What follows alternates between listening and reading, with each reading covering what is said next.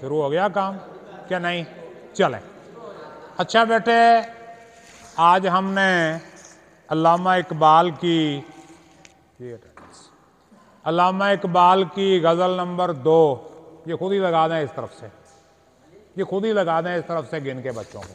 हाँ, तो आज हमने अल्लामा इकबाल की गज़ल नंबर 2 जो आपके निसाब में शामिल है वो पढ़नी है।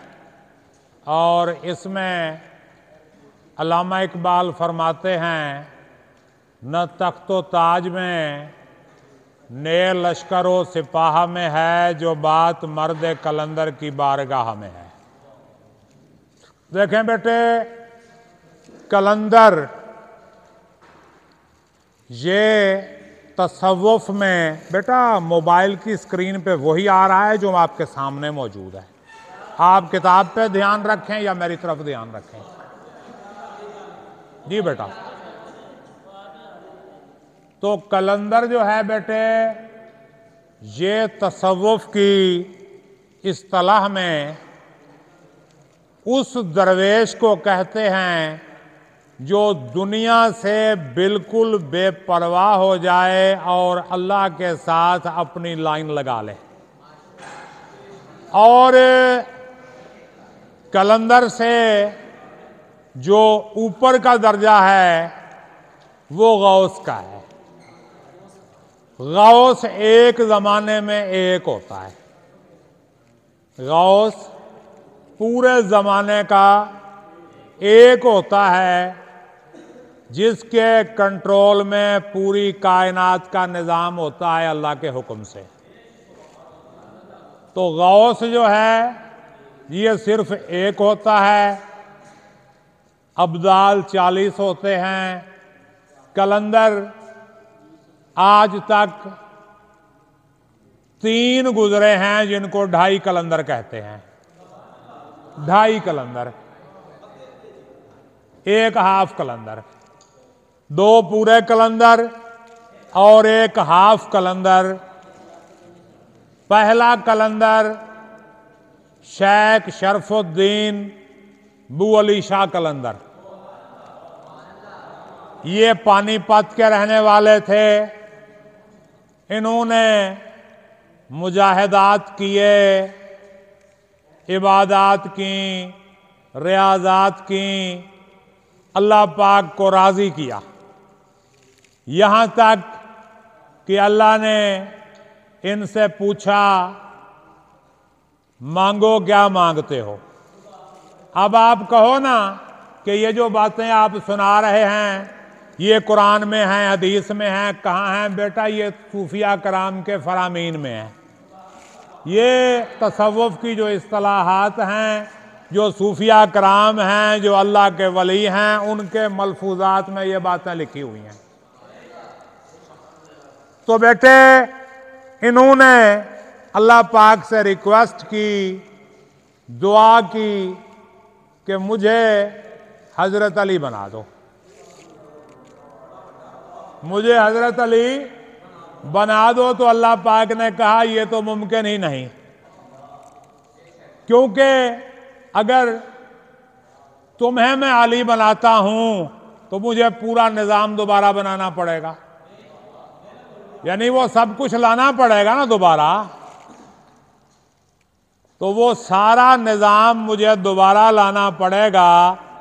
तो इसलिए तुम अली तो नहीं बन सकते, मगर तुम्हारे बदन से हजरत अली की खुशबू आएगी। और वो थे बू अली शाह कलंदर, जिनको ग्रेट कलंदर, सुपर कलंदर, पहला कलंदर कहते हैं। और इसके बाद दूसरे कलंदर सरजमीन सिंध 7 शरीफ वाले उस्मान मरवंदी अल मारूफ लाल शहबाज कलंदर, ये 2nd कलंदर। और 3rd कलंदर जिनको हाफ कहा जाता है, आधा कलंदर, वो हैं माई राबिया बसरी कलंदर। तो माई राबिया बसरी वो औरत हैं, औरत का हिस्सा होता है आधा, मर्द का हिस्सा होता है पूरा, औरत का हिस्सा होता है आधा। तो उन्हें कहा गया हाफ कलंदर या आधा कलंदर। तो सूफिया कराम में ये इस्तिलाह है ढाई कलंदर वाली। अल्लामा इकबाल अपनी शायरी में जो नज़रिया पेश करते हैं, जो थ्योरीज देते हैं, उसमें एक परफेक्ट मुसलमान और एक मुकम्मल मर्द मोमिन का तस्वुर वो पेश करते हैं।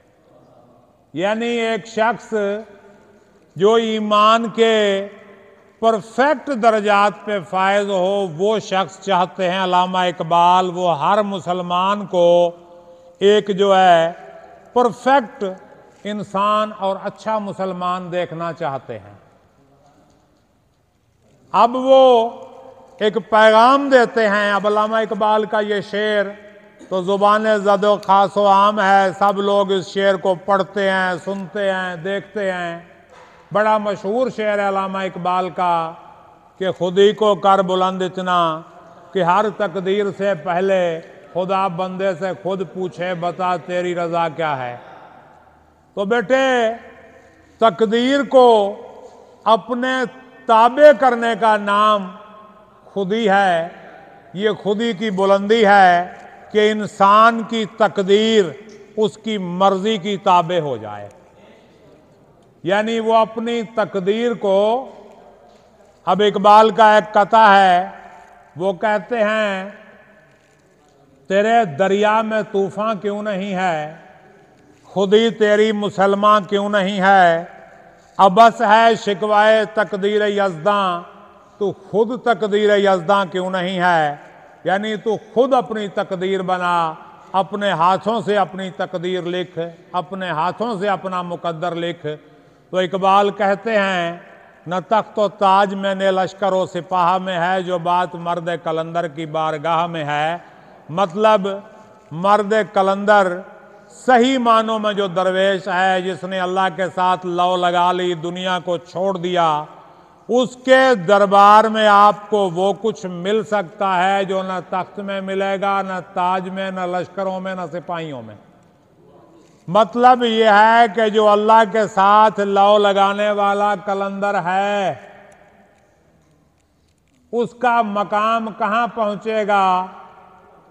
वो मकाम किसी बादशाह के पास नहीं, किसी दरवे, किसी हुक्मरान के पास नहीं, किसी लश्कर के पास नहीं, किसी सिपाही के पास नहीं। देखें बेटा, तख्तो ताज अलामत है बादशाही की, और लश्कर और सिपाह अलामत है फोर्स की, ताकत की।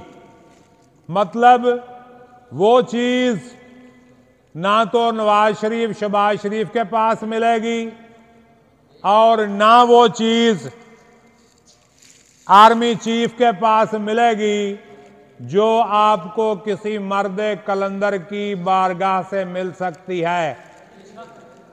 देखें बेटे, एक चीज ध्यान में रख लें,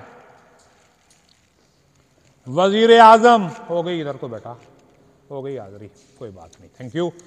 तो बेटे, वजीर आजम आपको वजीर आजम नहीं बना सकता। वजीर आजम आपने अवाम से वोट लेके बनना है, नहीं बना सकता, नहीं बिठा सकता आपको वजीर आजम। आर्मी चीफ आपको अपनी जगह पे आर्मी चीफ नहीं बना सकता जी, मास्टर भी अपनी जगह पे आपको मास्टर नहीं बना सकता। लेकिन जो दरवेश है, जो अल्लाह वाला है, जो वली है, वो अगर चाहे तो अपनी इंटरनल पावर को इस्तेमाल करते हुए अपनी वलायत आगे ट्रांसफर कर सकता है। वली अगर चाहे तो किसी को वली बना सकता है, वो अगर चाहे तो। अगर वो किसी के अंदर ये सलाहियत देखता है तो वो उसे वलायत ट्रांसफर कर सकता है। तो मर्द कलंदर से आपको वो कुछ मिल सकता है जो आपको बादशाह से नहीं मिल सकता, जो आपको सल्तनत से नहीं मिल सकता। देखें बेटे, बेटा मेरी बात सुन लें जरा, बंदे आप बड़े सियाने बैठे हैं, तो मैं आपको बता रहा हूं कि ओहदे दो टाइप के होते हैं। एक ओहदा वो है मेरे पास है, आपके पास नहीं है। आपके पास, अगर मैं आपको दूंगा तो मेरे पास नहीं रहेगा, आपको मिल जाएगा। जैसे इमरान खान वजीर आजम थे, उनके खिलाफ अदम एतमाद की करारदाद पास हुई, वो हट गए, उनकी जगह पे शहबाज शरीफ आए। शहबाज शरीफ हटेंगे तो इसकी जगह पे कोई और बंदा आएगा, वरना शहबाज शरीफ बैठा है। पंजाब की वजारत आला साईं उस्मान बुज़दार के पास थी। साईं जब तक रहे डटे रहे, जब साईं हटे तो हमजा शहबाज आए, हमजा शहबाज भी गए, उनकी जगह पे परवेज इलाही आए। इसके बाद देखें किसके पास जाती है। मतलब ये कि ये ऐसा ओहदा है, ये एक से जाता है तो दूसरे के पास आता है। लेकिन जो विलायत है ये ऐसा ओहदा है कि ये 100 बंदों के पास भी आ जाए तो पहले के पास रहेगी। यानी ये ओहदा ट्रांसफर होता है, एज इट इज आगे भी चली गई, उसके पास भी रही। यानी एक चिराग से आप दूसरा चिराग जला लें, वो चिराग भी रोशन, दूसरा भी रोशन, उससे आप तीसरा जला लें, चौथा जला लें, पांचवा जला लें, जितने मर्जी जला लें, पहले चिराग की रोशनी भी कम नहीं होगी और भी जलते जाएंगे। तो वलायत इस तरह की लाइन है कि आगे भी ट्रांसफर होती जाएगी और जिसके पास है उसके पास तो रहेगी। इसलिए किसी को कोई मसला नहीं होता। ये इल्म वाली बात ही है कि इल्म आप 1000 लोगों में ट्रांसफर कर दें, कोई फर्क नहीं पड़ेगा। आलिम को कोई फर्क नहीं पड़ेगा, वो अपना इल्म 1000 लोगों में ट्रांसफर कर दे, चाहे लाख लोगों में ट्रांसफर कर दे। तो मर्दे कलंदर की बारगाह से आपको वो कुछ मिल सकता है जो ना तो किसी बादशाह के पास मिलेगा और ना किसी लश्कर और सिपाही की ताकत से मिलेगा। और अगला शेर क्या है बेटे, सनम कदा है जहां और मर्द हक है खलील। ये नुक्ता वो है जो पौशीदा ला इलाहा में है। देखें बेटे, ये दुनिया सनम कदा है, बुत खाना है। बुत से मुराद वो चीज है जो आपको अल्लाह की राह से हटा के दूसरी तरफ कर लेती है। हर वो चीज, बुत से मुराद ये नहीं कि पत्थर का बना हुआ बुत है, हर वो चीज जो आपको अल्लाह की राह से हटा के अपनी तरफ मायल कर ले, वो बुत है। वो चाहे कोई इंसान है, चाहे कोई काम है, आपकी कोई जिम्मेदारी है, आपकी दौलत है, आपकी सुस्ती है, कोई भी चीज जो आपको अल्लाह से हटा के अपनी तरफ मायल कर रही है, वो बुत है। तो उस बुत को जब तक तोड़ेंगे नहीं, आप हकीकत की तरफ नहीं जा पाएंगे। वो कहते हैं ना, किसी गांव के कुएं में कुत्ता गिर गया, वो मौलवी के पास चले गए कि ये हमारे गांव के कुएं में कुत्ता गिर गया है, पानी नापाक हो गया है, हमें बताएं मसला। और ये फिका का मसला है कि कुएं के पानी में कोई नापाक चीज निकल जाए तो उस चीज की नापाकी को देखते हुए उतने डोल पानी के निकाले जाते हैं। अब मौलवी साहब ने कहा कि जी 100 डोल पानी के निकाल दो। उन्होंने 100 डोल पानी के निकाल दिए। कहते हैं जी स्मेल आ रही है। उन्होंने कहा जी 100 और निकाल दो। ने 100 और निकाल दिए। उन्होंने कहा अब तो स्मेल के साथ साथ कुत्ते के बाल भी आ रहे हैं। तो उसने पूछा भाई कुत्ता निकाला था? लेकिन नहीं, कुत्ता तो नहीं निकला, कुत्ता तो वहीं पड़ा है। तो उसने कहा जब तक कुत्ता नहीं निकलेगा जितना मर्जी पानी निकाल लो, कुआं पाक नहीं होगा। तो इसलिए बेटा हमारे अंदर जो नफ्स परस्ती का कुत्ता है, जो हवस का कुत्ता है, वो जब तक हम कुत्ता नहीं निकालेंगे अपने अंदर से, हमारा दिल पाक नहीं होगा। दिल को पाक करने के लिए पहले अपने अंदर से कुत्ता निकालना पड़ेगा। अब किसी के अंदर मुनाफिकत का कुत्ता हो सकता है, किसी के अंदर हवस का कुत्ता हो सकता है। तो आप जो मर्जी करते रहें, सनम कदा है जहां, ये दुनिया सनम कदा है, इसमें कदम कदम पे तरह तरह के बुत मौजूद हैं जो आपको अल्लाह की राह से हटा के अपनी तरफ चला रहे हैं।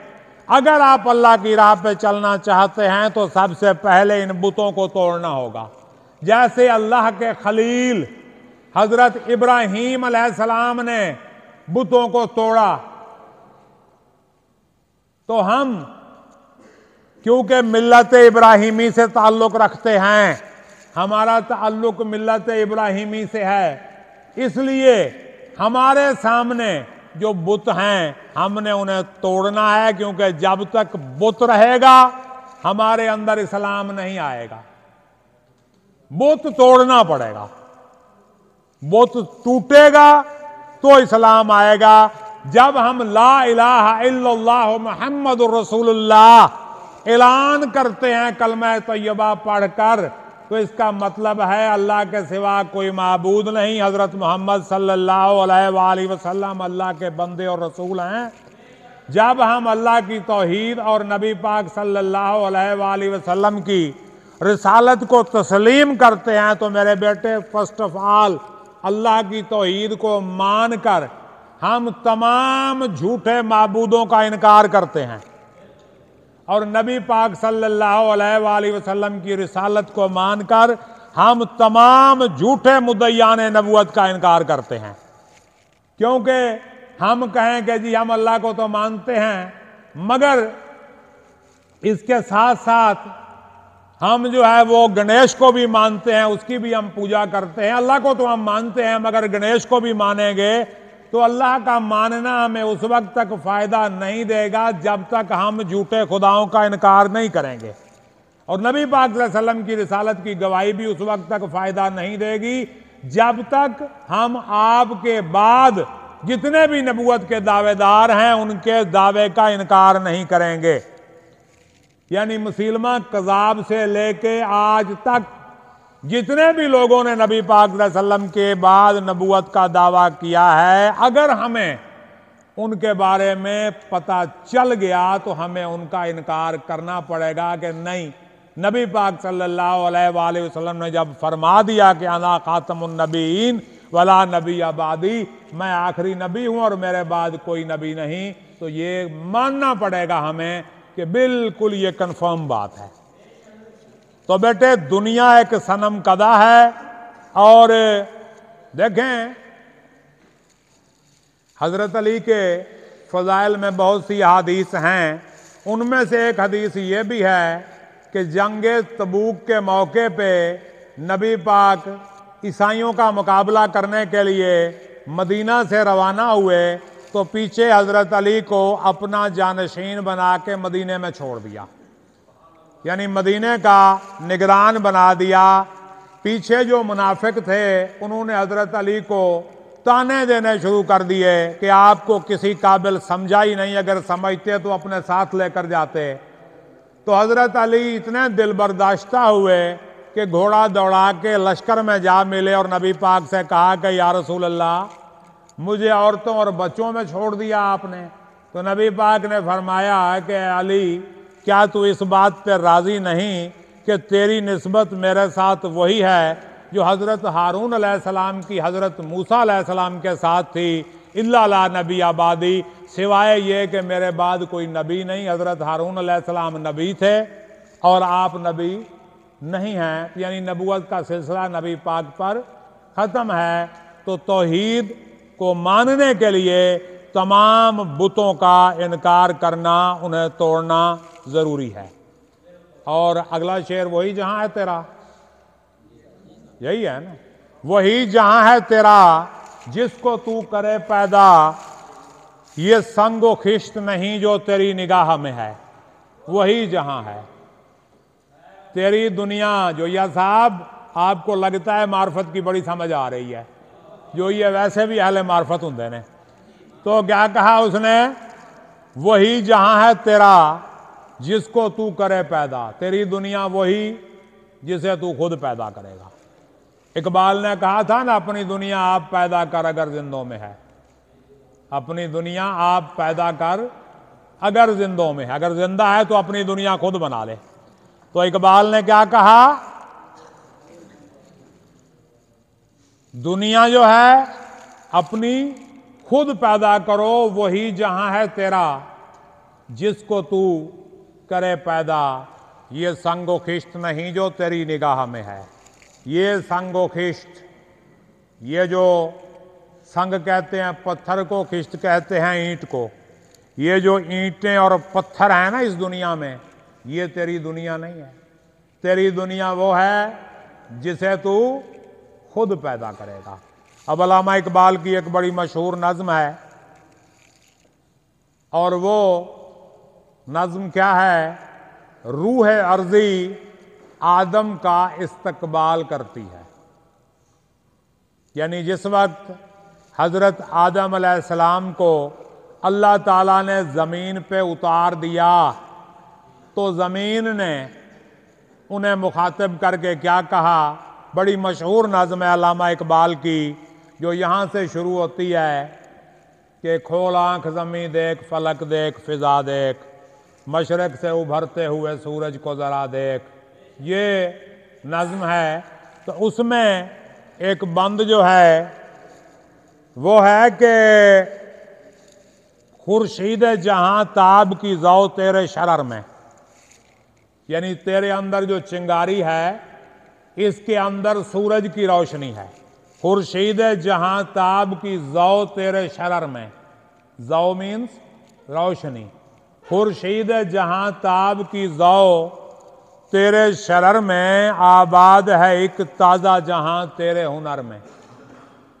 यानी तेरी मेहनत में, तेरे हुनर में एक ताज़ा जहान आबाद है, एक नई दुनिया आबाद है तेरे हुनर में। आबाद है एक ताज़ा जहां तेरे हुनर में, जचते नहीं बख्शे हुए फिरदौस नज़र में। यानी नज़र में बख्शे हुए फिरदौस नहीं जचते।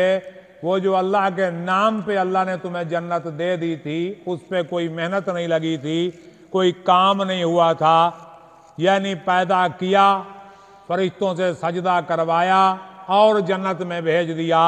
तो क्या कहा उसने, जचते नहीं बख्शे हुए फिरदौस नज़र में, जन्नत तेरी पिन्हा है तेरे खून जिगर में।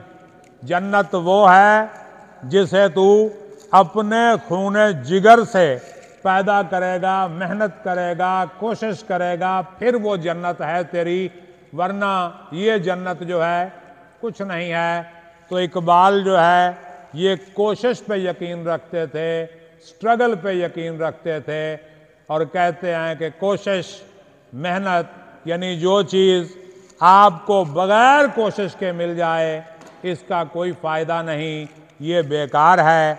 और जो चीज़ कोशिश से मिले वो आपके लिए जायज़ भी है और उसकी आपको कदर भी होती है। जो चीज़ बगैर कोशिश के मिल जाए उसकी किसी को कदर भी नहीं होती।